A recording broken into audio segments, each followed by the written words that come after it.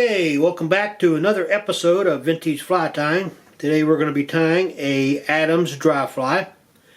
Here is my father's original Adams dry fly that he tied probably around 50 years ago. It's a little beat up, hackle on the bottom is wore out. It was sitting in the box for a while, so over the years it's kind of a little worse for wear. Alright, let's get to tying this fly. First we're going to start with a little base of thread. Just a couple wraps up front. Go ahead and cut away your tag end.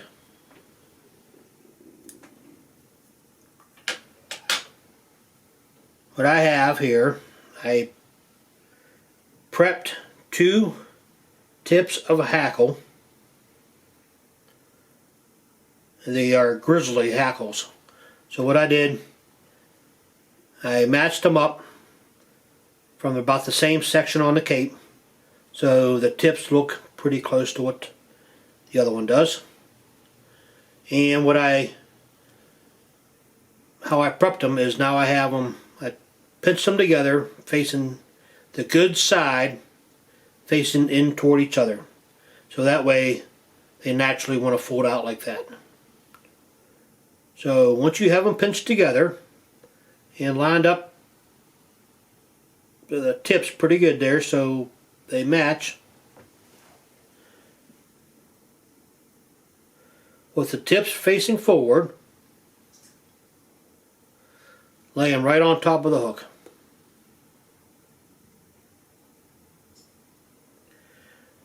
Now you want them a little longer than what they're going to be, because once you set them in there you can pull them back just a little bit. So let's go around 2 wraps. They're sitting right on top. Pull them back just a little bit, and I think that's going to be right where I want them. Pull it straight up. A few wraps in front. You want to leave yourself enough room in front here for the forward part of the hackle that you're going to wrap in a little later. And behind, the card says, his recipe card says that the feathers, your wings, should be facing just over top of the eye of the hook. And we'll adjust those after we do all the hackle. So go ahead and cut off your excess. Now from here, what I like to do is divide the feathers up a little bit. Take your scissors, and that big clump of barbules you have right there,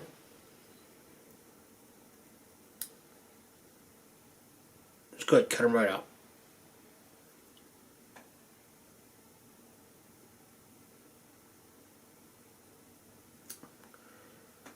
Now I've seen people trim them up prior to putting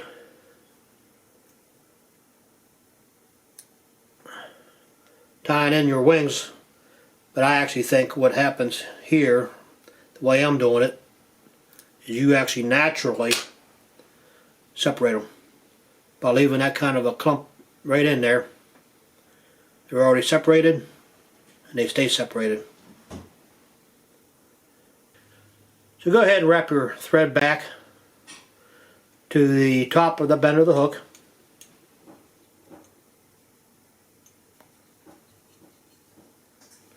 And you're going to add a tail.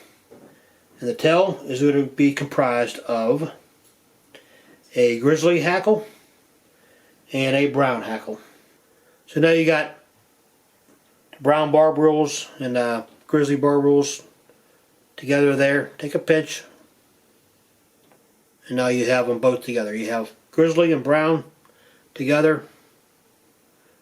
You want to go ahead and cut off the little curly cues on the end of it, and you want your tail to be approximately the same length as your hook shank,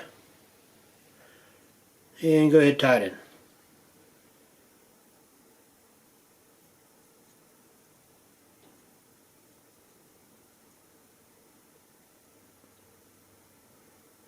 How's that look? Looks pretty good. Alright, Go wrap it in a little bit. Bring your thread back to about there. You don't want it all the way back yet because you're going to add some dubbing. And it's easier to dub and wrap backwards, a couple wraps, and start from there. So we have muskrat dubbing. They actually make synthetic dubbing that's easier to use than this muskrat. This muskrat has a lot of guard hairs in it. And when I took it off the hide, I prepped it for a while and took all the guard hairs out of it, but there are still a few in there. They're pretty tough to get out. So go ahead and take your little pinch of your dubbing. Remember, with dubbing, less is more. So you start off with just a little bit and spin it on your thread. If you're having any issues spinning it on your thread, I just like to take a little dip of water, put it on my fingers. I'm going to add a little more. What I want to do, I want to taper the dubbing as we go up. It's going to start thin on the back, a little thicker as we go up here. So that should be enough dubbing. Go ahead and wrap it back, maybe one time there, and go ahead and start dubbing it up.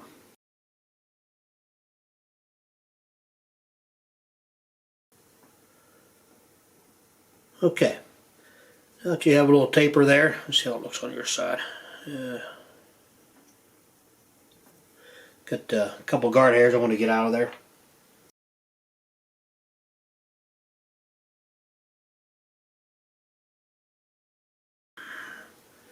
Take your thread, a couple wraps behind the wings. You want to have a little separation in between your dubbing and your wings. From here you want to take your 2 hackle feathers that you prepped. On your hackle feathers you have a real shiny side and you have a not so shiny side. And what I did, first I gave the feather a crew cut on the end and I trimmed away, or actually pulled it with my fingers back, a pinch full of the hackles on the side nearest to you, the camera, farthest away from me, with the dull side up. So go ahead and tie that in. I'm going to tie it in on the side away from me, closest to you, with a couple wraps. And now I'm going to take my brown feather that I did the same with.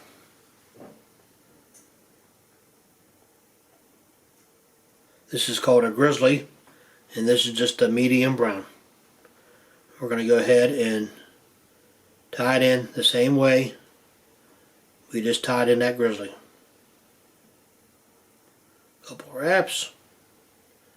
Pull your wings up. A couple wraps in front.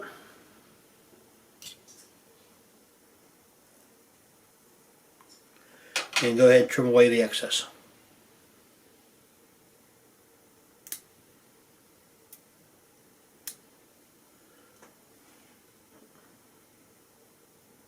See another guard hair there.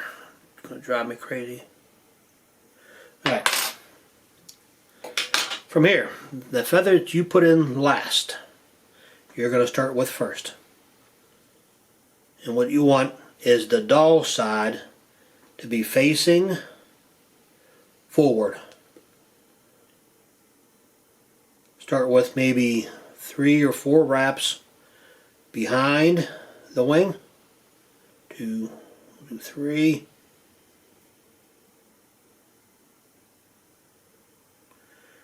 And then in front of the wing, we're going to do maybe 3 or 4. We're going to check it out, see what we get there. 1,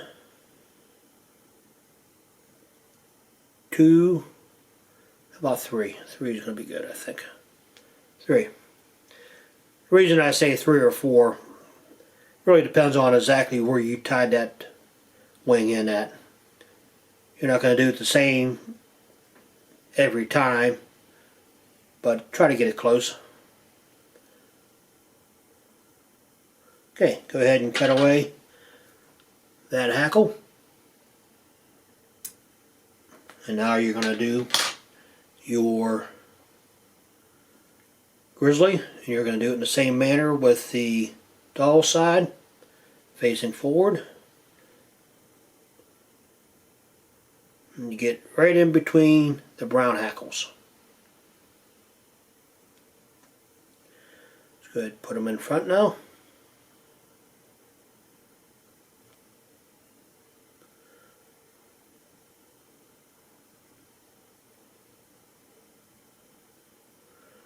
And that's 3. I think I'm going to squeeze in one more. And that's 4. Alright. So go ahead and tie it off. Like I said, I don't know if I said it or not, I like to go 4 wraps of the thread before I cut it. Alright, now this looks good. Go ahead and cut the hackle. And nice and close. I'm going to go ahead and take a tool that'll be good for a 1/2 inch, and this is a pen from an old bar down in Midland called New Muzzy's bar. That was New Muzzy's back then. It's been around for decades. So take it, wrap it around your 1/2 inch tool. You're going to give it a 3 or 4 1/2 inches. Don't press the tool too hard against the hackle, because then you're going to push it too far back. Okay, that should be good. Got 4 1/2 inches in there. Cut away your thread. Everything's looking pretty good there. Alright. Hackle can be a little longer. This is just about the right size for a size 12 hook, but you can theoretically tie it just a little bit longer. Adams dry flies can vary in length on your hackle. Some guys tie it a little longer, some guys tie it right up to the hook point there. I think that looks pretty good where it is. So go ahead and take your UV finish. I like to put it right on the end of my bodkin before I do anything. And then I take a smaller bodkin that I have and just work it in using the two together. Because I don't want stuff all over my hackle that I just took all that time putting in there.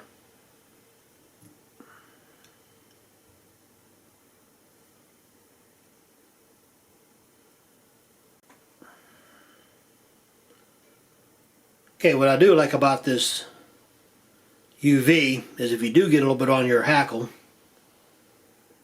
that it does come right off once you cure it. And I'll show you that in a minute, because I do see I have a little bit on there.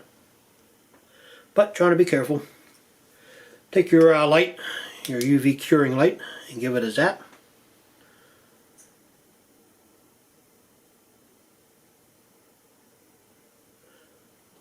And once you have it cured, see the little bit of UV right over here. I don't know if you can see it or not. It just pulls it right off. But you don't want too much on there, because you don't want a big glob that won't come off. So there you have it. You have an Adams dry fly made with muskrat for the dubbing, a grizzly hackle, a brown hackle, and the tips are tips off of a grizzly hackle. I actually have an old cape where I don't have a lot of small feathers enough to make these smaller Adams, so I've been using that for the wings. And in the recipe it says the wings should point over top of the eye of the hook, which, what do you think? Pretty close? So if you like this fly, and if you like these videos, please click subscribe, hit the like button, give me a comment what you like about it, and if you don't like about it, if you don't like anything about it, give me a comment too. Alright, thanks, have a good day, stay safe.